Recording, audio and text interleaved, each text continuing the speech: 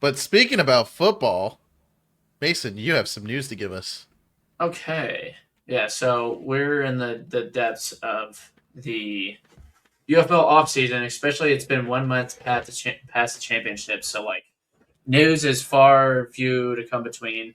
And I know, I think it was last week or however many days ago, Harrison Frost has chose to go back to the CFL, which is way less cool. It's Yeah, Canadian football the crappy with football league. the crappy football league with Uh, do you guys know the Canadian Football League? The end zone is 20 yards long. Yeah, What? they have Like the. the It red looks zone's supposed really to be weird. challenging.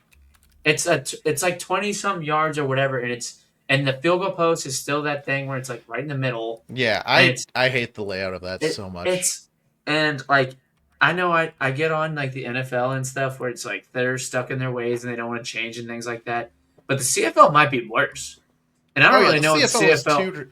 I hate the CFL purely because of how traditionalist it is to their own rules. Like Yeah, it's like they're allergic to money. Yeah, and I'm not like necessarily hating on their league, and like if they believe in like because I think they only do three downs instead of four, and and like the wide receivers too, they don't line up in the neutral zone. They like run up to the line of scrimmage, and then that's when they hike the ball. They have a bunch of weird rules, and that's cool in itself. But whenever shit's showing that it's not working, and fans are openly admitting and saying like I'm not watching this because it just seems too goofy, Yeah, like and they're just like, oh, we won't do it because also it's may have this may be for the better, but the XFL when it came back in 2023 under the Rock wanted to merge with the CFL, to get the finance pool loaded up and uh, band with another league that had prior experience. But the CFL was so stuck in their ways, they're like, we're not really changing anything. You're just going to come into yeah, us.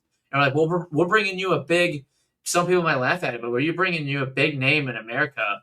That's the XFL, like with the Rock and all that stuff. But they were stuck in their ways. Whatever. Harrison Frost is going to the Hamilton Wildcats, whatever the hell they're called. He may return. We'll see. But that's kind of a bummer for me because I thought he was developing nicely in St. Louis. Whether yeah. he may have had some games that weren't so pretty or whatever, but he would have been a great person to have in our pocket or like develop and see how far he went because he kind of gives me maybe not so much grit, but he gives me Taylor Heineke vibes. And you guys know what Taylor Heineke did. Ooh, that's a good comparison. I like that Yeah, actually. he's got that grit. He's not as tenured and is in as I don't want to say tough in like a demeaning way, but Taylor Heineke, made it back to the NFL and defeated Tom Brady on Washington football team, Commanders, Redskins, whatever the hell you want to call them. Yeah, Um, I don't know if it was going to a playoff game or whatever, but Harrison Frost could be that for our new generation Battlehawks team, our UFL version Battlehawks team. But he has decided to go north. We wish the best to him. I don't know if you And and I have had this conversation yet or whatnot, or if we've done it on the podcast yet. But who are your prospects for quarterback now going into this next season? that's a little tough for me to answer just because like I don't pay attention a lot to college football. I know Right. there's this whole initiative. What is that guy? Is his name Diego Pavia? Some guy that didn't get drafted. If there's anyone watching, you guys can comment and tell me who I'm thinking of. Someone didn't get drafted and he's not eligible to be in the NFL's like free agency signing. So people are telling him to come to the UFL, but they would have to pay him a lot of money because I think he's kind of got the sense of like, I'm going to do a lot for your league, so you need to pay for a lot for me to be here. And I don't know if the UFL is at that stage yet. Yeah. Uh, I so our room without Frost is Perez and Brandon Silvers, and I was always a Brandon Silvers guy. But then he looked kind of not the greatest this past season. Right, which is why I was kind of curious about it, like where you see the depth going and like who you think could step up to be So that backup so quarterback now. some St. Louisans may not agree with this because at the end of the season they were saying put Frost back in, but we need to keep Perez. We need to keep Luis Perez running because I shout out to Pro Football Newsroom. Around the UFL podcast, hosted by James Larson and a bunch of UFL guys. Yeah, those guys are Uh, awesome. I just watched them. They just interviewed AJ Smith, our offensive coordinator, and I found out some valuable things, which is why I wanted to definitely touch on the Battlehawks this podcast. So I'll bring up the list here. Shout out to Callywood in the UFL Battlehawks Discord. He's also in the just regular Discord too, but the regular UFL Discord. But here's Okay, some yeah. highlights. I'm on the wrong window, sorry. So we were supposed to. One interesting thing is that we were supposed to have Pratt. Pratt was one of our main quarterbacks, but on Valentine's Day, before 3 days before training camp started, Pratt backed out and basically broke up with us, like on Right. Valentine's Day, saying like, "Hey, I don't want to do this." Yeah, I've had that Probably happen too. because he was trying to get his NFL. He was trying to get his NFL come up, but all them avenues went dry or whatever. So then he came running back later on the season, and that was kind of a mess. And then he gets injured again. But what's interesting about that is that we would have had Hunter Deckers, who the Houston Gamblers may have had a rough season, but they showed a lot of flashes. Like that team, if they stayed healthy, that team was going to be dangerous. That's why we lost that first game against Houston. I think it was in the Dome. And everyone was like, yeah, why did it we just was. lose to the worst team? It's because their record doesn't show how well they can actually be. They were a team that was plagued by injury, and Hunter Deckers was actually really well. And it kind of hurts to know that we could have had that guy if Pratt would have just been more upfront about what his intentions were with my daughter. And a uh, a tier another, joke. Love that. another interesting thing, so right here, and once again, thanks Callywood for doing a summary of this. McMahon in 2020, McMahon they actually like banned some pass rushers from being in the XFL 2020 because teams were developing and getting good, and they wanted to make sure the offense was good, and they didn't want these dominant NFL like defensive edge rushers to come in and sack these guys and get And just hurt, make and then yeah. have no rhythm on offense. So it's kind of one of those ugly backdoor things that they don't want to talk about because it's not a good look. But you can see why they did it. But it's also like the league definitely can't do that moving forward. Yeah, Once but we get I mean, when you look at it from that perspective, that's how business is done in any way. Of like, it is these backdoor deals, especially with dealing with Vince McMahon, and that. Like, I get the idea behind it and whatnot, because I know yeah, the original idea with the XFL from a Vince McMahon perspective was that it was meant to be an entertainment over sports kind of ideal to build up the players as characters that you want to support for the thing. especially in 2001, yeah, Yeah, that league was crazy. Uh, but so they want to get these teams clicking, and so they do these things where they kind of ban people from showing up that are too good, which is a compliment, but also like what the fuck.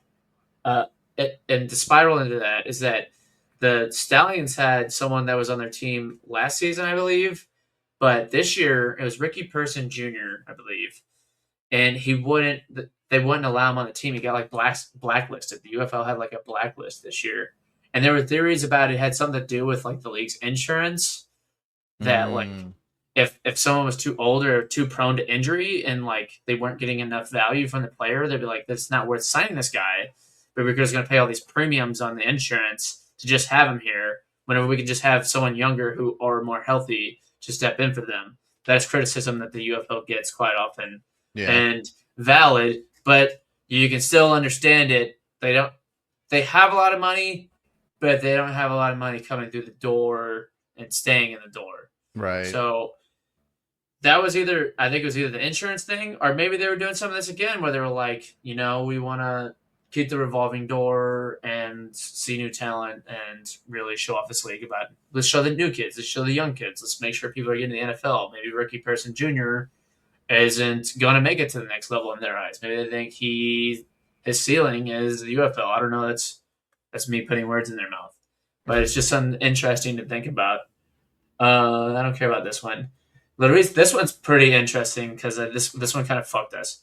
Luis Perez had unreported but fairly severe oblique injury from week 7 and onward, and AJ Smith, the coordinator, did not know until after the loss to the Kings. And there's a specific play that I look back to that we would have won The championship, because we're all like, this is not a Luis Perez throw that he does, and just completely off target. Gosh, yeah. Yeah. Early fourth quarter,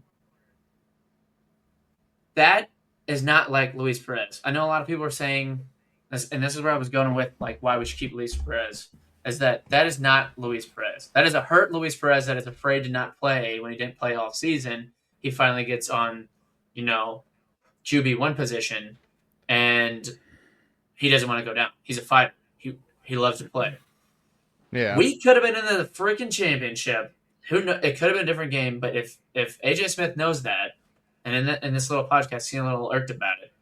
But we could have put in Frost, and maybe Frost could have done that Frosty magic again, the Frost King.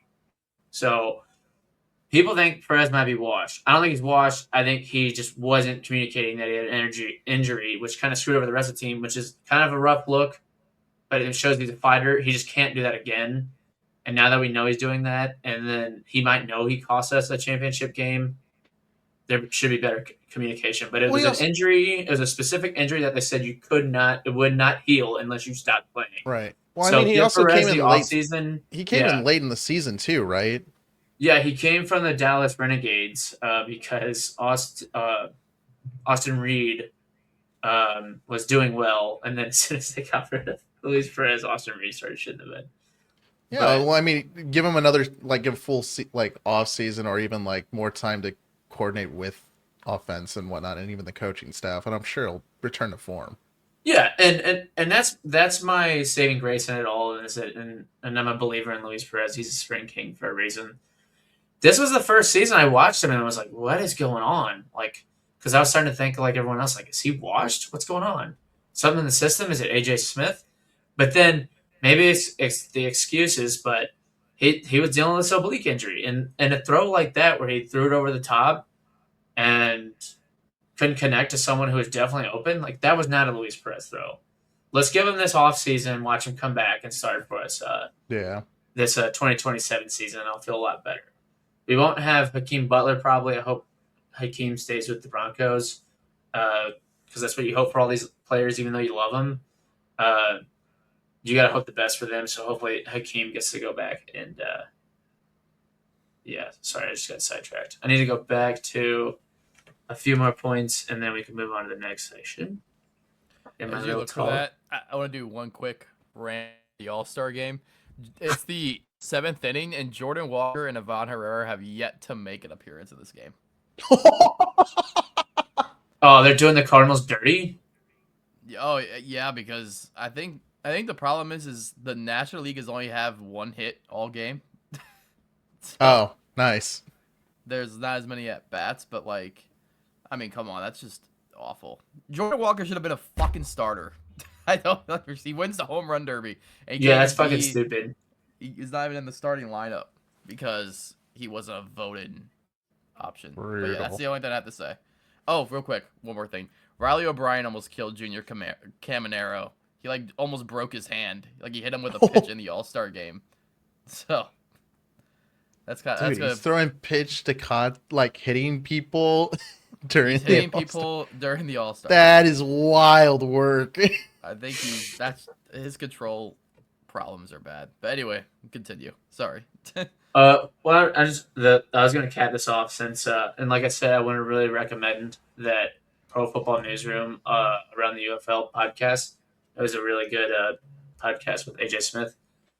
Even though I went over the main topics that all St. Louis and should care about, he did mention AJ Smith's favorite play of the year was this touchdown pass from Harrison Frost to Bostic in that pretty fun Orlando Storm game where Bostic just goes up and mosses. Yeah.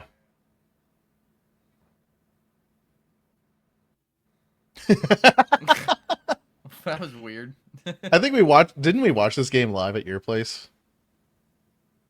So what? What'd you say? I was gonna say, didn't you and I watch this game live at your place? I think. No, I was in Vegas for this. I was in my room for this. Yeah. And it's weird that I was there too, but Sean was at your it house was, when we were in Vegas. Yeah. It's weird. I was watching your house as you were in Vegas, and I was like, yeah, I got to make sure I'm watching the game. So what was cool about this play? The reason he said it was so cool was not only was it a Moss catch that was at the back of the end zone, and in the UFL you only need 1 foot down. I know some people don't like that, but it's more fun for the viewer and gets the fucking ball down the field. Like we're not watching elite superstars. Like these are just great players, not elite superstars. But so James Bostic, who played for the Battlehawks in the past under Anthony Becht, he's right here. He was cut by Anthony Becht and staff. I think last season or however many times. And AJ Smith tells him like, "Hey, we signed you back in, and we're going to tell you exactly what play you're doing because you do this all the time at practice. This is your former team. You're going to go to the end zone. You're going to do this specific route, and you're going to catch it and do what you've done in practice all of this season. And once you make that catch, I need you to stand up.